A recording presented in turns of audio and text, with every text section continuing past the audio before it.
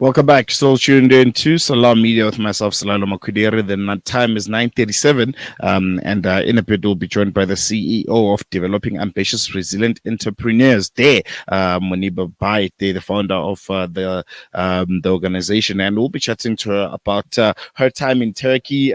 She's registered to be part of that Freedom Flotilla that's supposed to take sail from Turkey and to make its way to Gaza to deliver much needed humanitarian humanitarian aid for the people of Gaza who are currently going through a famine and all kinds of humanitarian atrocities. Obviously, those that are impacted and caused by the Israeli genocidal regime. Mooniba is going to be joining us via StreamYard just to tell us a bit about her time preparing for the Freedom Flotilla, the long wait for it to ultimately take sail, and also her D.A.R.E sewing project for the Dignity Cups campaign for the women in Gaza. She's joining us via StreamYard. Assalamu alaikum, Mooniba. Jazakallah so much for joining us and giving us your time.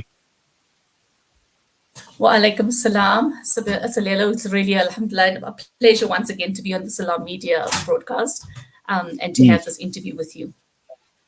I think the last time you and I spoke, you were very excited, about, being part of the Freedom Flotilla that was going to deliver much needed aid to the people of Palestine and to the people of Gaza. But unfortunately, I think that didn't take place yet. We're still waiting for the flotilla to take sail. If you can give us the latest on that, where are we right now?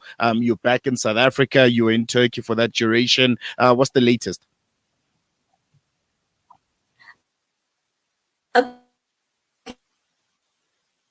Okay, so alhamdulillah, yes, I have come back to South Africa just to spend a little bit of time with my family. I actually made it for Eid, for feedback on when the flotilla will be sailing. The latest information we've received is that they actually still waiting. All right. For the All right. We know that South Africa was one of the countries that they had those of us that were actually registered on the flotilla will be, obviously attending that sail with the rest of the team. So it was sad for us when it actually got postponed, but I can understand. And I think each one of us have, in our individual capacity, gone back to our home countries, or while, like myself in Turkey, I kind of used that time to maximize on the opportunity to create awareness of the flotilla, what the purpose of the flotilla was, and also to create a fundraiser, so that when we do go to Gaza with the flotilla, I felt personally myself that I had something of substance to go back with and to actually hand over to our sisters in Gaza. Speaking of something of substance, I think what really stood out for me is that sometimes we forget that with all of this happening, there are still people living in Gaza. These are not numbers. They are young children, they are women, and they still have the same kind of needs that every other woman in the world has, and I'm seeing this really, really cool campaign, the sewing project for the 10,000 menstrual cups campaign for the women of Gaza. If you can shed a bit of light on that and what it's all about. Okay, all right. So, while I was in Turkey, one of the things I did was visited the Syrian Turkey border at the refugee camps, also with IHAHA, which is one of the partners in the Freedom Flotilla. And I did that basically to find out what I could do to help sisters, in war-torn countries. And when I went and visited the camps, it was just when the war broke out. And the contact person that I went with and the team that I met on the Syrian border, our discussion was that we would teach our Syrian sisters to make washable pads. because that is what mm, I do in South Africa. I do have my D.A.R.E NGO, which is skills development. So, funding that I get in is always used in a way where we are skills developing, and then at the same time, we're handing out washable pads to women and children that can't afford pads, disposable pads. So Alhamdulillah, the project's been really successful in South Africa. And that was exactly what I went, and the proposal for the IHAHA team was exactly that. So the plan was to teach the women of Syria to make these washable pads. One is for their own needs, and second was to start looking at an opportunity to manufacture washable pads for the needs for the women of Gaza. Because by the third week of the war, we already were getting, news coming out of Gaza where women were saying, we don't have sanitary pads, we are struggling, we're using fabrics from tents, we're using all sorts of other products, we are on, on birth control pills to stop our period. So the concern was that how quickly can we get washable pads into Gaza? So that was initially what we started off with, and Alhamdulillah, that was great. We handed out pads in on the Syrian Turkey border. We asked the women to give us feedback on how viable was it for them to use it, how easy was it to manufacture it, and the feedback's been very positive, Alhamdulillah. And then obviously we then were waiting to see when can we obviously ship these washable pads across to Gaza, which was almost impossible because we know the aid trucks are all being stopped, and we didn't want to send these washable pads when nobody knew what to do with them. So that is, that's something that's part of the projects that we are doing. And like I said earlier, that these people are human. mm, I then, while I was waiting for the flotilla to sail, I decided that there's aid that we can take at some point or the other, because when the flotilla leaves, there's going to be a 5,500 tons of aid that will go with us. So, let's take whatever we can with us. So, inshallah, if we get there, get the aid across, it'll be things of substance. And I then sat with my team in South Africa here on Zoom and discussed how can we actually, sort of educate people about the challenges that the women are going through in Gaza. And we then came, to the decision that we would do a campaign of 10,000 menstrual cups. So just to explain to the audience, you have washable pads, which are wonderful to use, and they are obviously used everywhere in the world. Globally, the UN encourages an option of a washable pad if they don't have disposable pads. So the washable pad is one thing, but in Gaza, because the need is so urgent, and because we were not sure what the challenges of water and all the rest of it is, menstrual cups become a good option for older women. I'm not talking about children. These are for older women that are married, that have used disposable pads, may have used tampons. So these are menstrual cups that women can use. And these cups last for 10 years. So even if there is limited water, women can use this because it's very little water that they can actually use to have built up with. And some of them are women. There's a reporter, and then also there are doctors and women that are met in Turkey that had just come back from Gaza. So the conversation with them also helped us make the decision on the menstrual cups.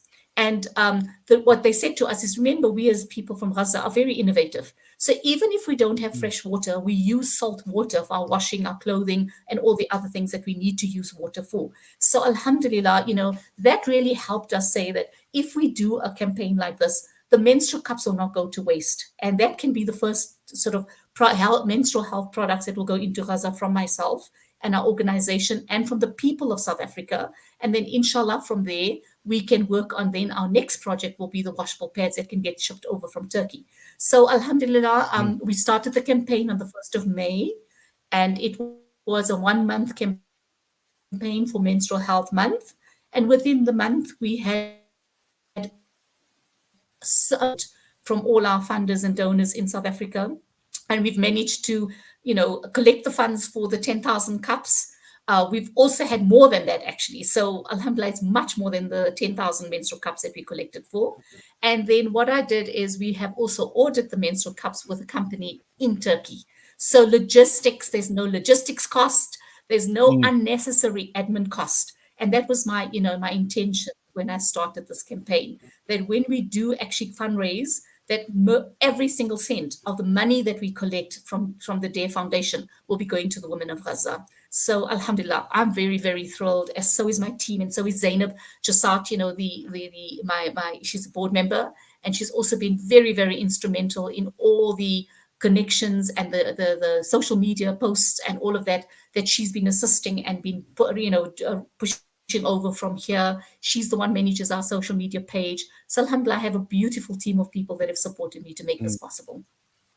And I think this is a very, very important campaign that you've embarked on. We have run out of time. If you can share, details for those that still want to get involved. I'm not sure at what stage are you right now and what's still needed. If you can unpack that for us, and also for details for those that want to be involved in the campaign. I think I can already envision a lot of young ladies, young women in universities and high schools who would be really, really interested in this kind of campaign. Sure. All right. Well, I think yeah. So I think just the quickest way for people to connect with us is obviously our social media pages, which is D.A.R.E. It's D.A.R.E.to be. And that's our Instagram page and our Facebook page. To contact me on my cell phone number, which is 082 779 5090. And then also Zainab has written a beautiful article in the Muslim Women's Magazine that has been, that was published in the last 3 weeks. So if people want to read up about what we've done, they're most welcome to, and our contact details are in there as well. We do not stop with 10,000 menstrual cups. Inshallah, it will continue because the need is much more than 10,000 menstrual cups. And also my intention is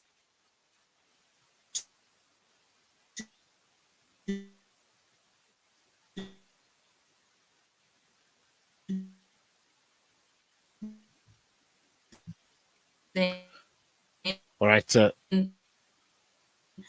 right. We seem to have lost Mooniba there while she was giving those contact details. But all the post-war-torn countries, because I've had the contacts and I've made the contacts, and that we can assist.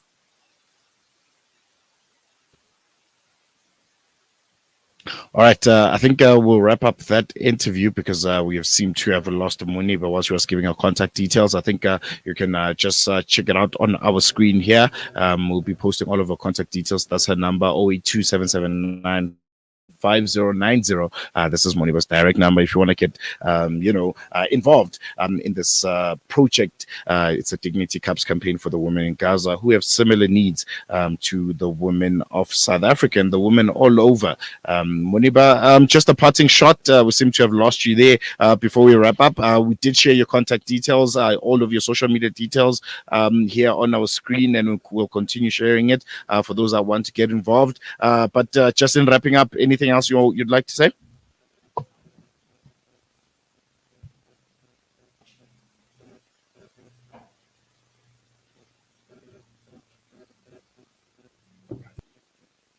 All right, I think we're going to leave it there with Mooniba Bhyat, the founder of D.A.R.E, while she was still giving us her contact details, but network not doing her justice. But yeah, I think you can get in touch with her. Her number is 082 779 5090 if you want to be part of D.A.R.E and be part of that sewing project that will be making Dignity Cups for the women in Gaza, in Syria. We're going to take a quick break. When we come back, we'll be crossing over to D.A.R.E, who's currently in Jerusalem with a contingency of South Africans for the 2024 leg of the Al-Aqsa and Jordan tour. This is a Salam media campaign, and D.A.R.E is the one who's leading that group, and he'll be giving us the latest about what's been happening and what amazing sights that they've seen, the people of Palestine that they've interacted with, and just tell us what's next. What can we expect from them? You can go on to our social media just to see the latest pictures and videos that they've taken. The team, they're doing a wonderful job, and that group having a wonderful time. All that and more after the break.